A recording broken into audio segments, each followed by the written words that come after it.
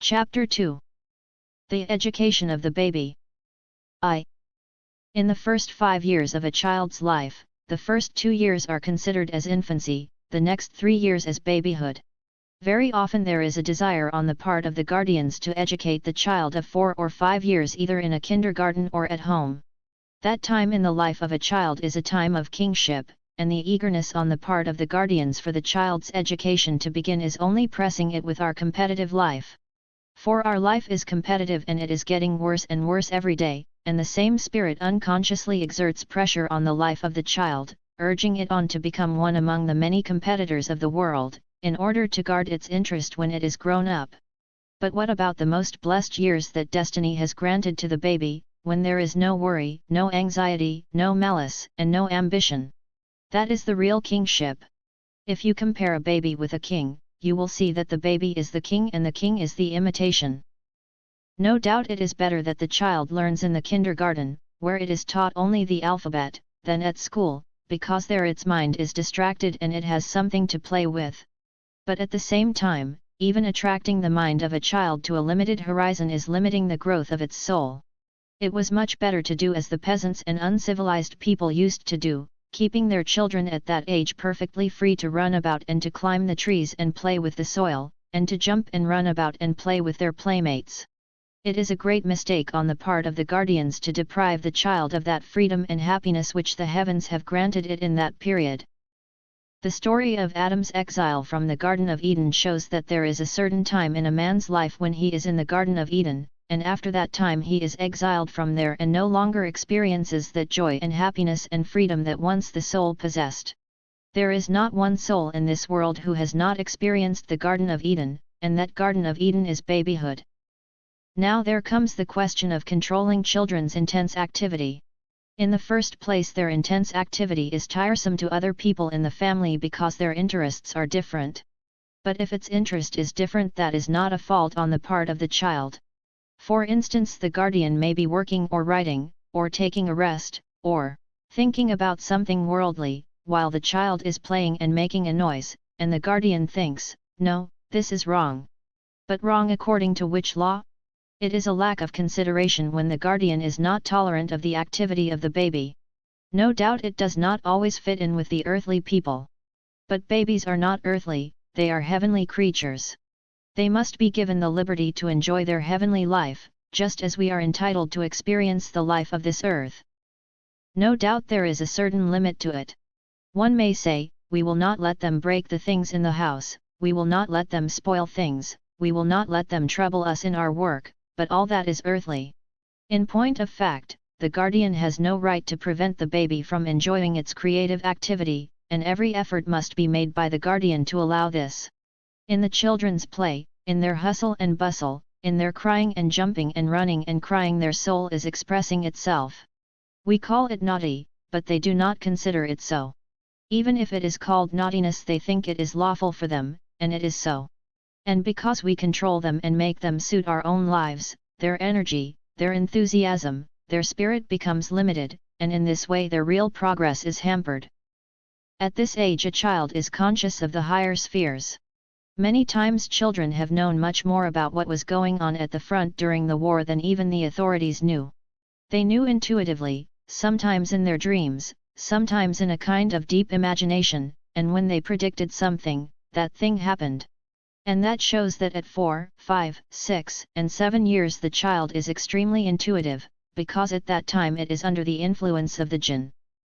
At the age of 3, 4, and 5 the baby is very imitative. It likes to imitate everything it sees.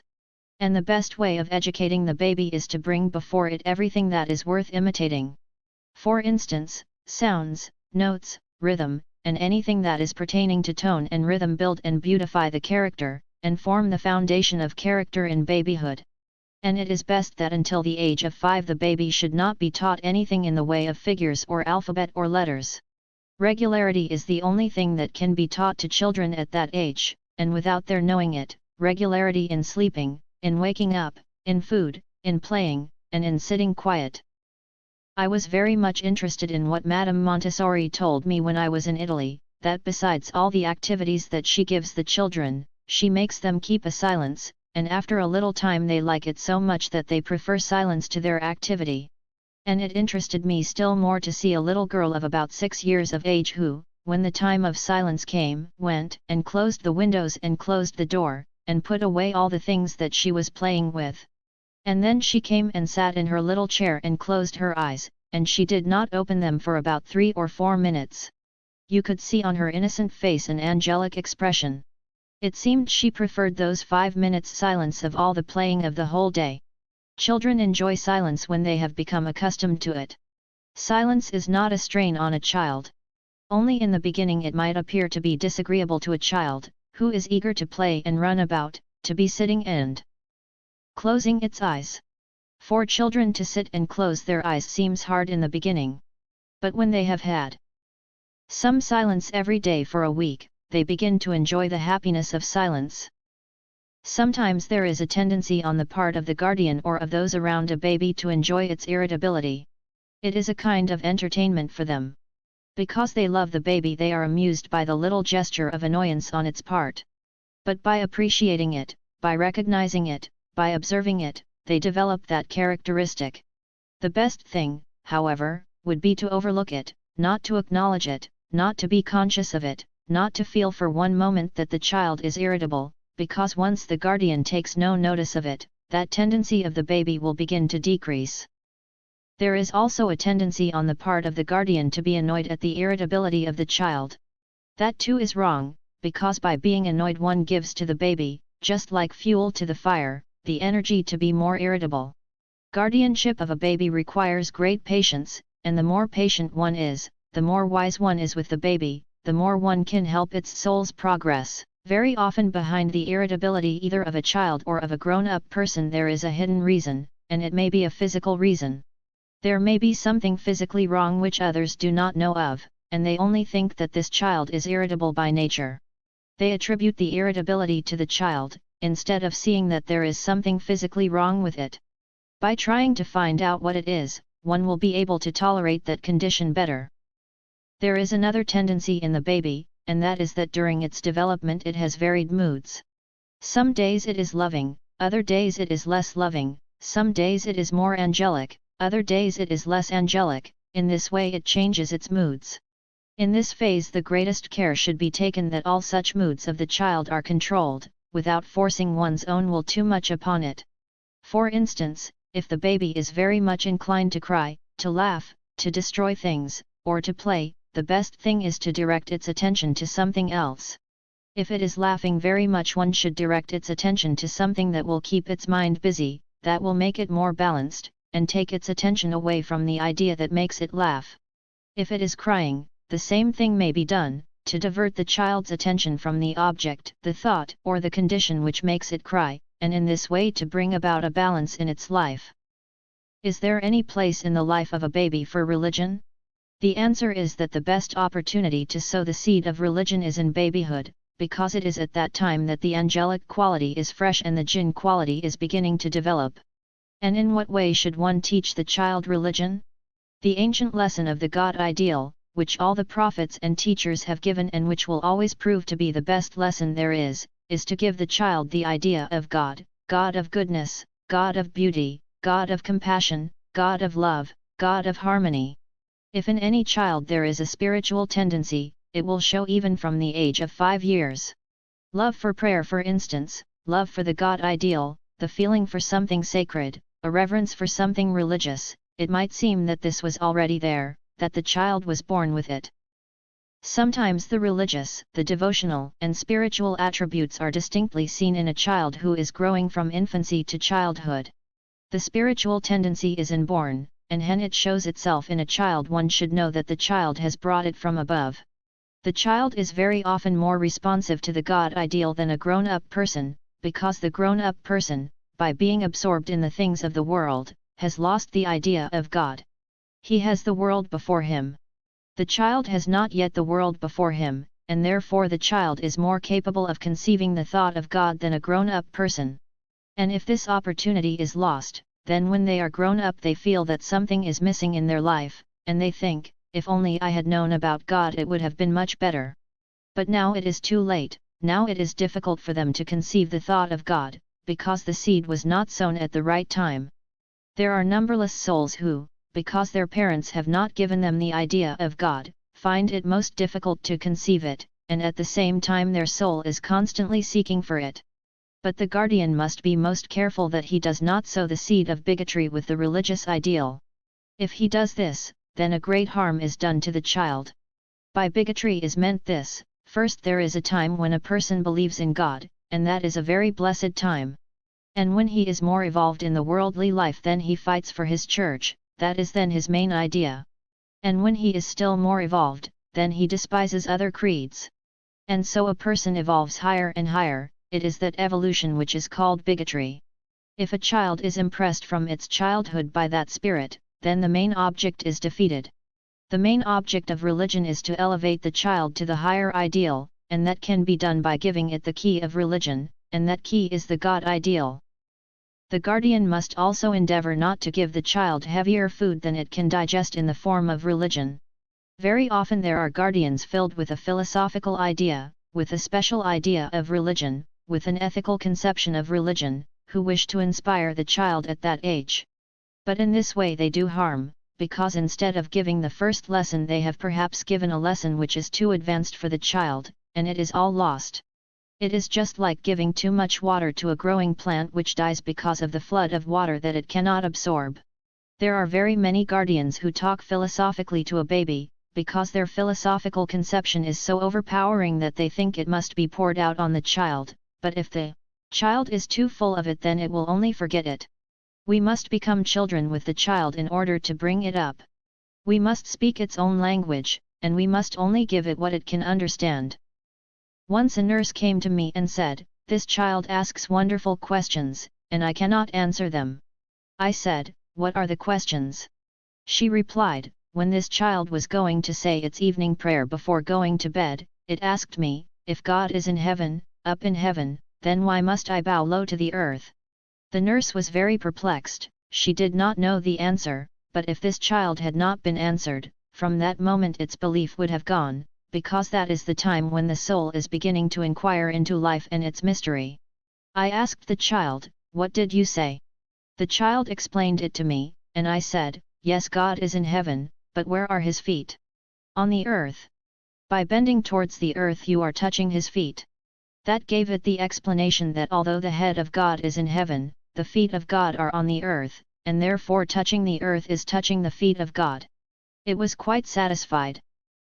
Very often children are on the point of losing their belief because their belief is just like a young plant, a little seedling that comes out of the earth, and if this is not well guarded, it can be destroyed in a moment. Therefore one must be most careful. It does not matter if a grown-up person has a belief today and gives it up tomorrow. It does not matter because his belief was nothing. But a child's belief is different. A child's belief is something serious. It has no doubt what it believes seriously, and therefore its belief is real belief. If that belief is destroyed, it is a great pity and a great loss. A child one day came to its guardian very perplexed because a boy had said to it, "Do you believe in Santa Claus? If you do, then it is not right, because there never was such a being as Santa Claus." This child was very disappointed, because it had just written a letter to Santa Claus before Christmas. And in its great despair it came to the guardian to ask, "Is it true that Santa Claus exists, or is it not true?" Now suppose the guardian had said, "It is true," then in 4 or 5 years' time the child would have come and said, "No, it is not true," and if he had said, "No, it is not true," then all the child's belief would have been totally destroyed. It would have been completely changed if the guardian had said, "It is not true." That would have rooted out, just by saying no, all the innocent religious belief from the heart of that child. But the guardian said to it, "Remember, all that the mind can conceive exists. If it does not exist on the physical plane, it exists in the sphere of the mind. So never say it does not exist. To the one who says that it does not exist, say that it exists in the sphere of the mind," and the child was very impressed by this answer. A child can remember such an answer all its life. If the child evolved so that it could touch the heavens, it would still believe it. Never in life need it say, "I do not believe it," and at the same time that is a belief that is tangible. It can never say, it does not exist, it is not real. It can say it is real, both as a child and as a grown-up person. It is best to keep the child ignorant of all stories of ghosts as long as one can. Ghost stories impress a child and interest it very much, and by this its mind goes in another direction, a direction which is not suitable for it. The best thing is always to avoid conversation about ghosts and spirits, and also about the devil. And the best way of avoiding it is to turn it into a joke. A witty answer that will turn the mind of the child from the idea of ghosts to a joke would be the best thing. But at the same time, to say there is no such thing as a ghost or a devil is taking upon oneself a very great responsibility. It is denying something which is written in the Bible and in other scriptures, and could make a child an unbeliever, so that when it grows up it will not believe in anything. It is essential that in childhood a religious teaching be given. If the guardian is not able to discuss religion with the child, it is better not to try but to give the child the habit of sitting in silence for a moment, and thinking about the higher ideal, God. The way of Christ was to give humanity the ideal of God, God as the Heavenly Father. And what was the reason? The reason was that it was conceivable. Even a child can understand that idea, Father, Heavenly Father, the real Father. Besides, all the different names that the prophets and teachers have given to God are really not appropriate, it was only to make people understand. Their minds could only conceive those names, the Judge, or the Creator, or the Supreme Being, or the King of the Day of Judgment. They are not the names of God. God cannot be limited to those names, they are too small for God. Yet at the same time it is the best one can do to make the ideal of God as concrete to the mind as possible.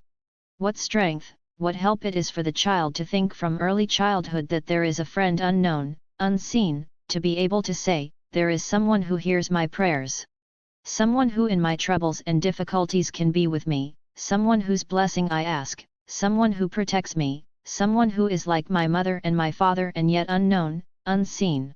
Even if the child is not able to make it clear to itself, yet unconsciously it will feel it like a support from within. It will feel that it can stand with that support, a support so great that at all times, whether the child has its parents or not, in all conditions it can feel, there is always someone who is there with me. And if this ideal is built from childhood by wise guardians, it helps the child for its whole life. 2. The guardian need not be discouraged to find obstinacy and temper and selfishness in the little child. He must know that either the baby has inherited it or it is the result of some defect in its physical health, and it must be treated most wisely. Fire is increased by fire, and the plant of temper is watered by anger. The more the guardian reacts, the more he will encourage that tendency in the baby. To become annoyed with the child who is in a temper is to fan the spark of anger in it. The best way is to first get the baby to respond to him, and then with that response to make it act according to the will of the guardian. If the obstinacy of the baby can be directed to its own advantage, then it can be benefited by the obstinacy.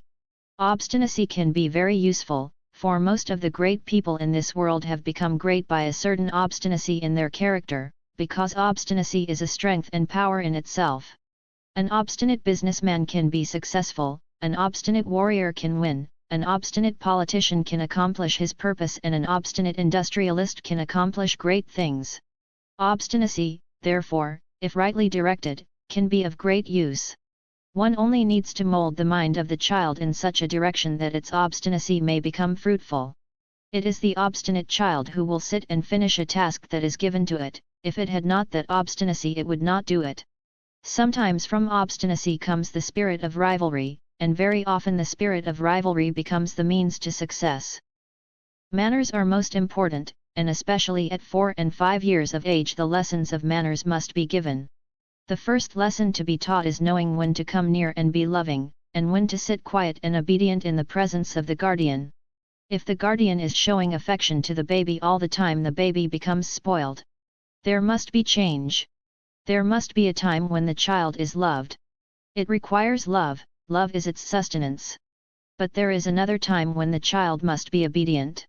It must sit or stand or do something that it is old to do. And at that time there is no display of tenderness. There is one thing that must be taught from babyhood, and that is not to argue. If that tendency is not suppressed from babyhood, it will grow unconsciously perhaps, and afterwards the guardian will find it most disagreeable. A person in whom this tendency is not checked from childhood will have insolence in some form or another, no matter how good the manners he learned afterwards.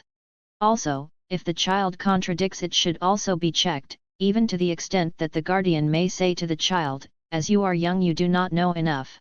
Even if to you it appears wrong, there is some right in it. You do not know and therefore you may not contradict, and you may not contradict your guardian before others. If you think that your guardians are wrong, when the others are gone you may come to your guardians and say, 'That was not right, what you said,' but you may not say it before others, because you do not know enough about what your guardian has said. There may be some reason in it. When you have said this to the baby once or twice or thrice it understands. A child is easier to work with than grown-up people. At the same time the baby should be inspired with the spirit of self-respect. There may be something delicious on the table, something attractive in the room, something beautiful within its reach, there may be some gold and silver coins lying loose in its presence. But its natural tendency of taking them, of losing them, of breaking them, of spoiling them, must be checked. And how must it be checked? The baby must not think that it is forced to keep away from what attracts it, but it must feel that it is self-respect not to look at it. That it is glad to take its eyes away from the sweet that is on the table, that it feels a great pride and honor to think that it will not even look at it. That teaches the baby patience, and its self-respect gives it more joy than even the sweet and the toy would give it, because it touched its very being. It wakens the soul when the child feels pride in refusing something that in its heart it is attracted to. This does not mean that the baby should be denied all that is good and beautiful. No, it must be taught that when something is given, it can be accepted, but when it is not given, then the baby must be proud enough to control itself. The baby must be taught not to be over-enthusiastic about anything that appeals to it, whether it is a sweet, a toy, or something beautiful. It must be taught no to show too great an appreciation. Because it is a humiliation, it is making oneself small before the object that one is enthusiastic about. The baby must be too proud to be enthusiastic. And remember that a baby will begin to appreciate this, if not in the beginning, then a little later. Self-control gives the child such a feeling of power and satisfaction that it begins to enjoy it. A child must be checked in the feeling, "You have taken more than I, or my little brother, or my little sister, has received more than was given to me." That must be stopped. It must not judge, it must appreciate it. If the little brother or sister has got more, it must be glad. It will not be glad naturally, but if it is taught then it will be glad, it will enjoy being glad. Virtues are virtues because they give joy once they are practiced.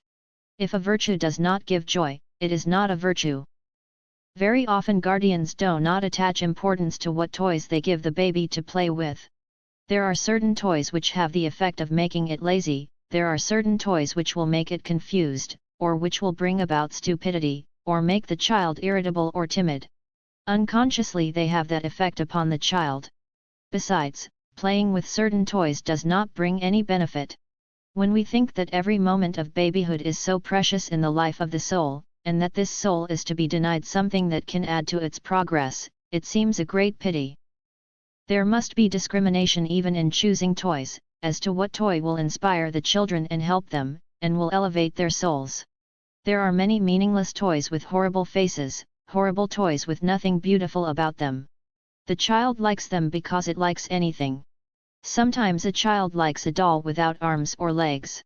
But we must give the child toys which are finished and without arms or legs. Sometimes it likes horrible toys most. For instance, what does a teddy bear do to the child? Does it inspire the child? Does it elevate its soul? It does nothing. On the contrary, it gives to the receptive mind of the child the impression of an animal, which is not good. Very often there are toys which give no inspiration, which have no action, and therefore have a confusing effect upon the child. One gives a child a teddy bear because one thinks that it likes it. But why must we give something to the child because it likes it? A friendship with a bear. There is much else to occupy one's mind. Besides, there are certain toys which give no exercise to the mind and no inspiration to the child, and that makes it lazy. Anything constructive is good. For instance, a train that runs, or an instrument that sounds, that is good for a child, or anything that it can construct with, as the pieces of a puzzle that a child can make a picture from, or the little bricks and pillars and different things from, which it can make a house or something else. All such toys are good. In short, every toy must be constructive, must lead to some purpose, that should be the guiding principle. It is not very good for the child to play with animals. If the child can have a kind feeling towards the animal, it is quite enough, because every association has its special effect on the child. And very often the tendency of the guardian is to think that the child likes the animal very much. That may be so, but it is not good for the child. From a psychological point of view, it is sometimes bad for it. Boys' toys should not be given to girls, neither should girls' toys be given to boys. If boys get accustomed to playing with the toys of girls, then their mind goes in another direction, and it is the same with girls. It is better that the girl has her own toys and the boy his own toys. Both must have toys appropriate for them, and very often guardians do not discriminate between them. One may wonder if it is bad for children to play with tin soldiers. Yes, it is, because it develops a tendency towards fighting. But it is a delicate and very subtle question, and one must not lay down rules about it. What a terrible thing it would be if as a child a person did not play with bow and arrows and sword or anything that is soldier-like, and then when he was 21 years of age, the country called him to defend it and he knew nothing about warfare, for he had never received any preparation for it.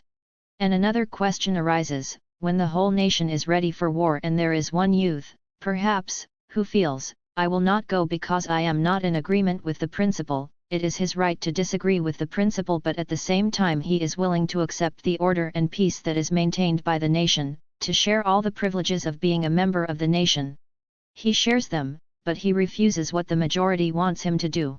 It is against his principle certainly, but what the majority wishes him to do he refuses, although he does not refuse the privileges. If he refuses the privileges also, it is different. If he does like the sages, if he goes away from the country and stays in solitude under the shade of a tree, it is different. If he does not want money, if he says, I do not compete with you. I do not want to have any benefit from your progress in life. I do not keep any money that a thief can steal from me, for which I might then have to come to your court, then it is different. But if a person is ready to share all privileges that belong to the country, and then when the need of defense comes says, it is against my principle, that is quite another matter. Never think that this means standing up for war. But at the same time let the little boys be capable of everything. Every little manner that is sweet in the child, every good little tendency it shows, should be emphasized and appreciated. One must not take it silently. Never think that by showing the child appreciation it will become conceited. No, the child will be encouraged. It will be just like watering a plant when you appreciate everything that is nice in the manner of a baby. And there is never a time in one's whole life when one appreciates a word of praise so much as one is baby. The child really appreciates it and is encouraged to do the same again. Then there is the question of blame. When the child has done anything wrong, the first thing is to reason with it, to convince it.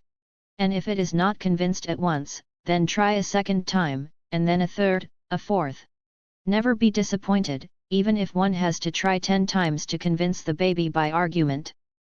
Very often a guardian thinks it is too much waste of time to argue with a baby who does not understand. It is more easily done when one scolds and finishes with it. But that does not finish it. Much scolding blunts the spirit of the child. The spirit of the child must be kept so fine and so sharp that the slightest glance could make it feel hurt. But if one scolds the child all the time, it blunts its spirit, and the child becomes worse and worse. Never for one moment imagine that the child will not take in your reasoning. If not the first time, it will take it in the second or the third time.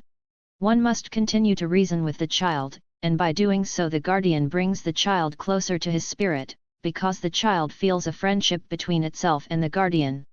By reasoning one draws the child closer to one's own spirit. And if the child does not listen to the reasoning and the guardian has reasoned for many days, then the next thing to try is temptation. To tempt it with a sweet, with a flower, with something that it likes, with love, with appreciation.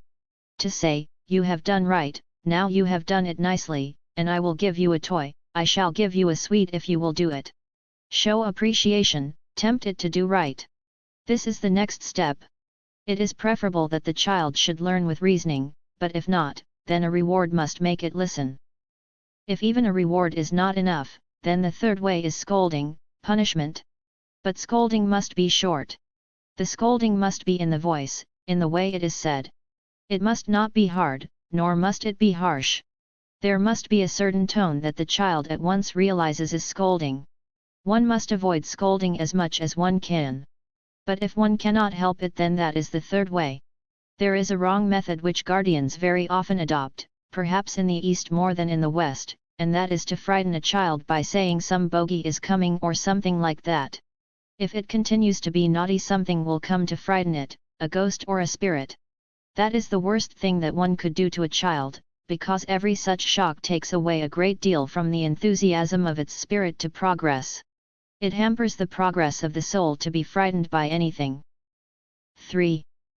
Very often a stubborn child who does not change, by being asked to turn around 3 times, changes its point of view at once. If one wants to make the child feel more deeply, if one tells the proud child to go and stand in the corner with its back turned to everybody, it really feels hurt. One can also ask it to go out of the room and stand outside the door. That hurts the child still more. Is it right to punish a child? Punishment is natural. Every soul is punished in some way or another.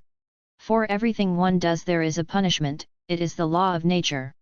The law of life has punishment just the same.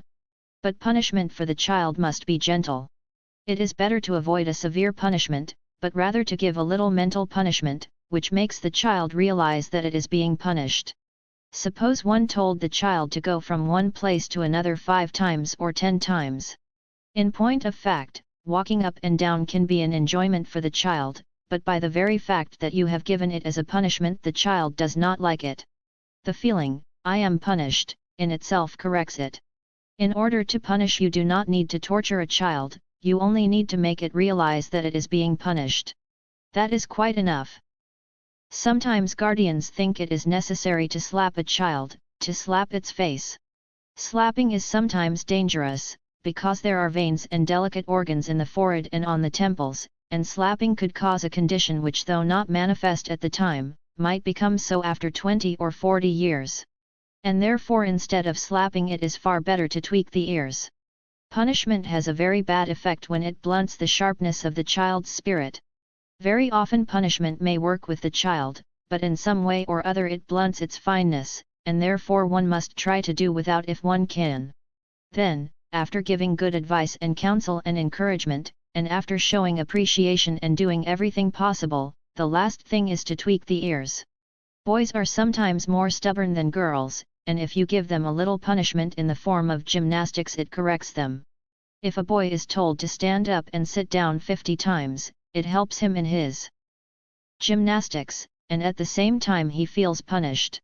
Boys are difficult to control, and can easily become insolent if they are not trained from their babyhood. A girl by nature is thoughtful, and a boy by nature is contrary. When a boy is thoughtful, it means that life has taught him. Very often both boys and girls can be taught by means of repetition. For instance, if you told the boy to repeat 100 times, "I will not make pencil marks on the wall," after repeating it for 100 times he will be impressed by it. There is great difference in the effect of making a child repeat a phrase 100 times. If you make the child write the phrase 100 times, the effect is 1/4 compared with the effect if you had made him say it 100 times, that is the best punishment you could give him. While he is repeating 100 times he becomes impatient, he becomes tired and becomes displeased with it, at the same time he is impressed that he is being punished. When one asks a child to stand for a long time and repeat, "I will not be mischievous," in 15 minutes time will take away a great deal of that spirit of mischief from it. One may ask what one is to do if the child will not take the punishment, will not repeat a phrase, for instance. But the child will surely do it. If from babyhood it is not controlled, then it becomes insolent and refuses afterwards, but if from babyhood it is taught to obey, a normal child will not refuse. How should one treat a child when it is angry? By not partaking of its anger. That is the first principle. When the guardian loses his temper because of the child's anger, then everything goes wrong, because then there is a fire on both sides. The child is not helped in that way. It is best to keep calm and direct the child's attention to something else. If the child is in a temper and the guardian gives it punishment, that does not do it any good. It is wasted. There is, however, another time when the punishment may be usefully given. Punishment may be given when the child is in its balanced, normal condition. For instance, if you held a court in the house, where the children could be judged at a time when they had forgotten all about what they had done, then they would remember. That is the time when whatever punishment is given will have effect. But when the child is cross and the punishment is given immediately, it is lost. At that time every effort must be made to take away the temper by kindness, by sympathy. But very often that is where the guardian makes a mistake. Must a child obey without understanding? There is a vast difference between the mentality and experience of the child and of the guardian. Very often the child will not know why it is told, "You must not do it," and if the child always asked, "Why must I not do it?" then it would be difficult, because very often it cannot be explained. And very often it had better not be explained. Very often it is better that the child only listens to the guardian and does not argue. Just as the musicians in the orchestra are accustomed to look at the conductor's baton, so a baby must be taught to look at the glance of its guardian. And if the guardian is wise enough to conduct the action of the baby from morning till evening by his glance alone, he is sure to train that child to be a most promising soul in the future. And now another question arises: how much must a baby be kept in control, and how much must it be allowed to play with its playmates? There must be certain times when the baby is allowed to play with its playmates. But the guardian must select because the association in childhood is more responsible for the baby's future than the association than when grown up. Very few people think about this. Mostly the tendency of the parents is to think that any child that comes along can play with their child. But when it comes to home education it is not the same thing. That system will not do, because home education is an individual education, while school education is different. There they are all together, but home education is something else, it is a different ideal. And this must be remembered, that school education without home education is not sufficient. The greatest drawback today is that home education is lacking, and only school education is given.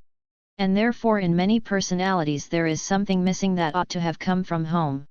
If there were thousands of schools most wisely and wonderfully organized, they still could not take the place of home education. Home education is the foundation of school education, and that opportunity of being educated at home must not be denied to a child, because it is a great blessing. There must be discrimination in regard to the playmates that one chooses for the baby.